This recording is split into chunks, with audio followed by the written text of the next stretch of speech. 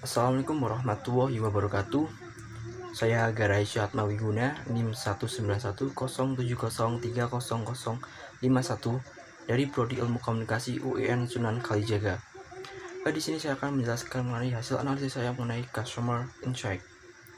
Customer Insight sendiri yaitu suatu proses komunikasi kepada pelanggan untuk mencari tahu penyebab pemikiran, perilaku, dan perbuatan konsumen secara detail. Dengan mengetahui perilaku konsumen, juga akan mengetahui langkah inovasi penjualan produk ke depannya dari rangkaian jenis produk serta komunikasi secara iklan.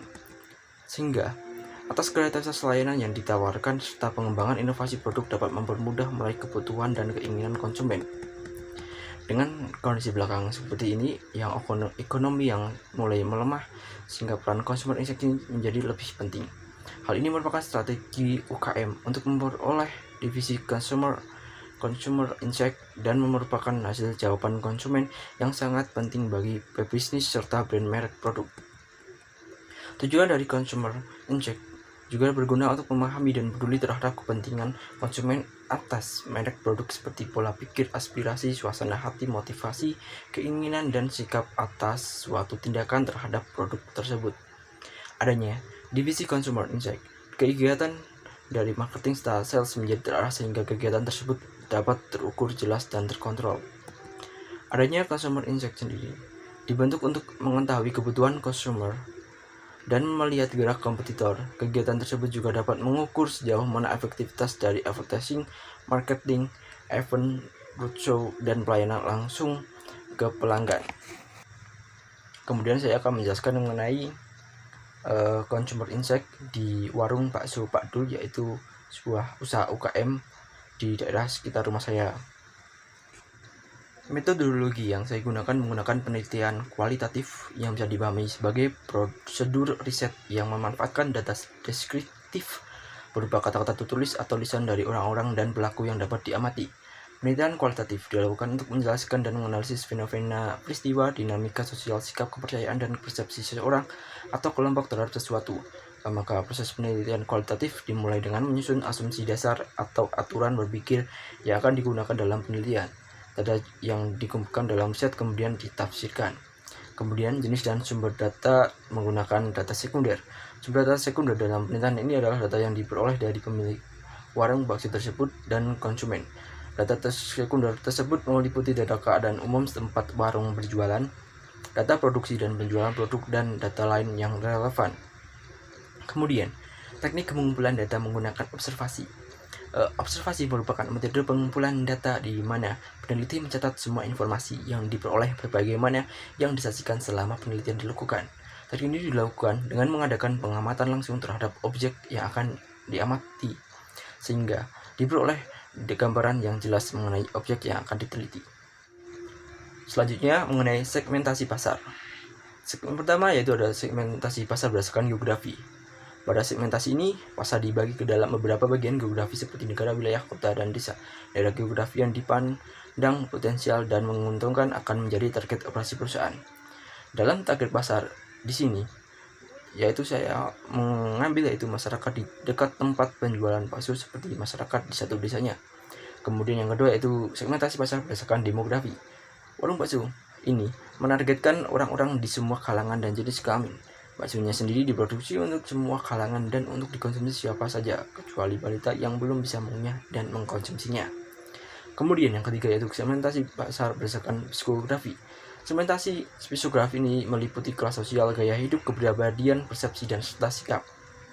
Berdasarkan harga jual bakso ini dengan harga Rp10.000, warung bakso ini mencoba merangkul segala jenis kelas sosial, mulai dari menengah ke kelas bawah, kelas menengah, dan kelas atas.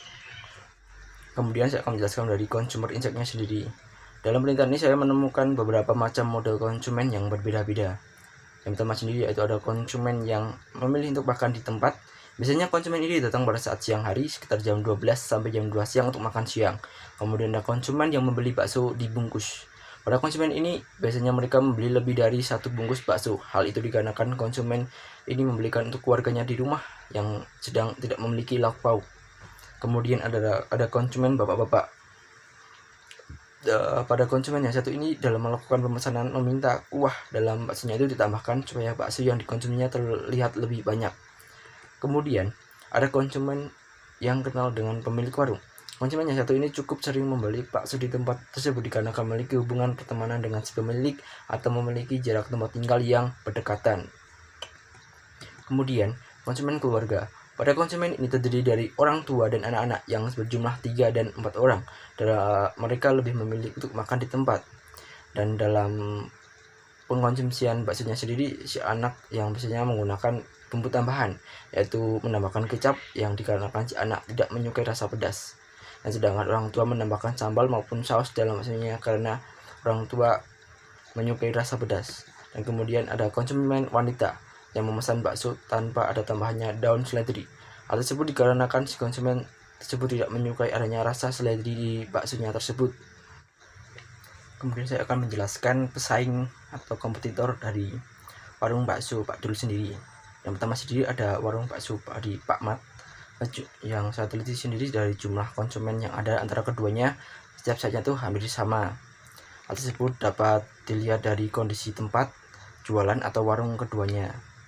Saya melihat jumlah konsumen hanya ada sekitar 3-5 orang ketika saya lewat di warung tersebut. Namun saya juga pernah melihat jumlah konsumen dari warung bakso Pak Mat sendiri cukup ramai, lebih ramai dari warung Pak Dul dengan konsumen anak-anak muda. Setelah dilihat, mereka memilih makan bakso di situ dikarenakan menu yang tersedia cukup bervariasi, seperti ada menu bakso original, bakso lobster, bakso iga, dan menu bakso yang lainnya. Sedangkan warung bakso Pak Dul hanya ada menu bakso daging.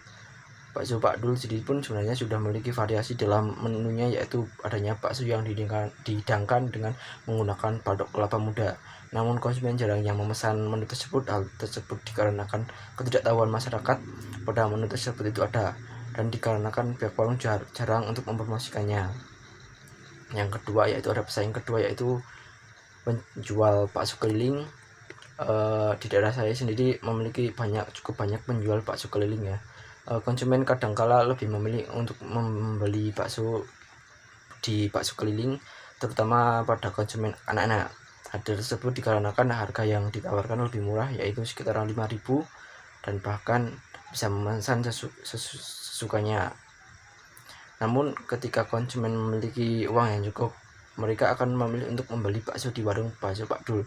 Hal tersebut dikarenakan kualitas bakso lebih baik dan bahan baku yang digunakan juga berbeda. Bakso Pak Dul sendiri menggunakan daging sapi, sedangkan penjual bakso keliling menggunakan daging ayam. Hal tersebut juga mempengaruhi konsumen untuk membeli di tempat warung bakso Pak Dul.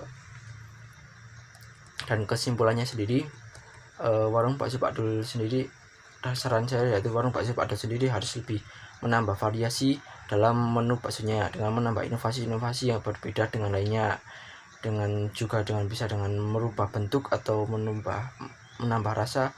Dengan merubah bentuknya sendiri, bisa semula yang jadi berbentuk bulat bisa berbentuk yang lainnya. Kemudian warung bakso Pak Dul sendiri harus lebih serius dalam mempromosikan menu bakso yang penyajian menggunakan patok kelapa muda, supaya masyarakat mengetahui menu tersebut itu ada di warung tersebut dan dapat menarik masyarakat. Demikian yang dapat saya sampaikan mengenai Consumer Insight. Kalau ada kurangnya mohon maaf. Bila ada saran mungkin bisa dituliskan di kolom komentar. Sekian dari saya. Wassalamualaikum warahmatullahi wabarakatuh.